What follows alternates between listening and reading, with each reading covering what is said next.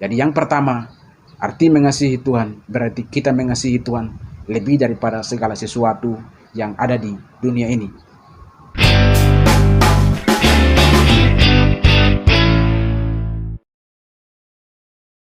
Aku bernyanyi bahagia memuji Yesus selamanya. Aku bernyanyi bahagia memuji Yesus selamanya. Ada banyak lagu yang ditulis oleh Fanny Crosby, tetapi itu salah satu lagu yang pada kesempatan ini saya nyanyikan. Dan masih banyak lagi lagu yang ditulis oleh Fanny J. Crosby. Aku berbahagia, yakin teguh. Aku bernyanyi bahagia, memuji Yesus selamanya. Walaupun dalam keadaan buta, tetapi dia berkata, aku bernyanyi bahagia. Dalam kebutaannya, dia telah menjadi berkat bagi ribuan orang di seluruh dunia. Dan sampai dengan saat ini, lagu-lagunya masih populer dinyanyikan di dalam gereja-gereja Protestan. Apakah saudara masih berkata, saya tidak punya kelebihan, saya tidak bisa bernyanyi, saya tidak bisa melayani Tuhan? Saudara melihat Fanny Crosby, walaupun dia terbatas, tetapi dia telah menjadi berkat. Dia telah mengambil keputusan untuk melayani Tuhan dengan keterbatasannya. Bagaimana dengan kita? Apakah kita mau melayani Tuhan di dalam kehidupan kita?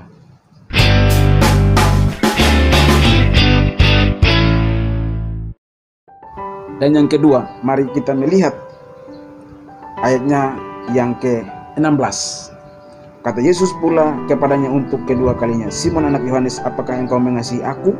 Jawab Petrus kepadanya, benar Tuhan, engkau tahu bahwa aku mengasihi engkau. Kata Yesus kepadanya, gembalakanlah domba-dombaku.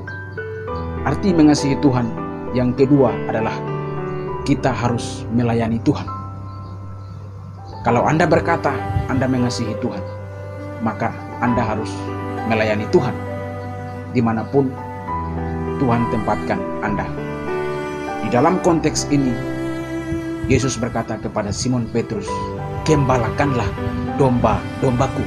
Meskipun Petrus seorang pengkhianat, meskipun Petrus pernah menyangkal Yesus, tetapi Yesus mau mempercayakan pelayanan penggembalaan ini kepada Simon Petrus. Yesus mau mempercayakan Simon Petrus untuk kembali melayani jiwa-jiwa, untuk kembali melayani Tuhan. Apapun latar belakang saudara dengan saya, ketika kita mengasihi Tuhan dengan sungguh-sungguh, Dia mempercayakan pelayanan bagi kita. Ingat, Petrus pernah gagal. Dia memiliki kehidupan latar belakang yang buruk karena dia pernah menyangkal Yesus. Tetapi Yesus mempercayakan pelayanan ini kepada Simon Petrus. Yesus berkata, gembalakanlah domba-dombaku. Kalau memang engkau mengasihi saya, engkau harus menggembalakan domba-domba. Dan kata menggembalakan domba-domba ini juga diulang sebanyak 3 kali, bahwa gembalakanlah domba-domba.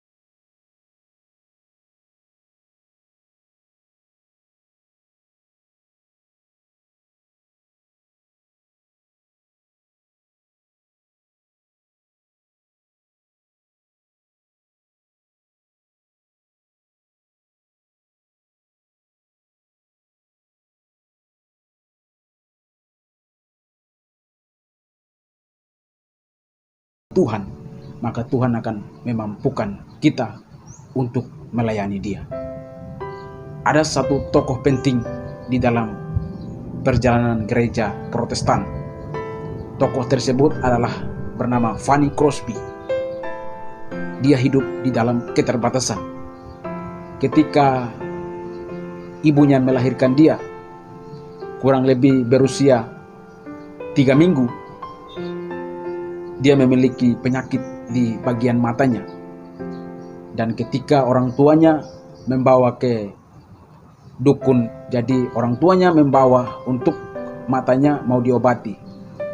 Tetapi ketika orang tua dari Fanny Crosby membawa Fanny untuk matanya mau diobati, ternyata matanya bukan sembuh, tetapi matanya buta total. Itu yang terjadi di dalam kehidupan Fanny Crosby. Dia tidak bisa melihat seumur hidupnya.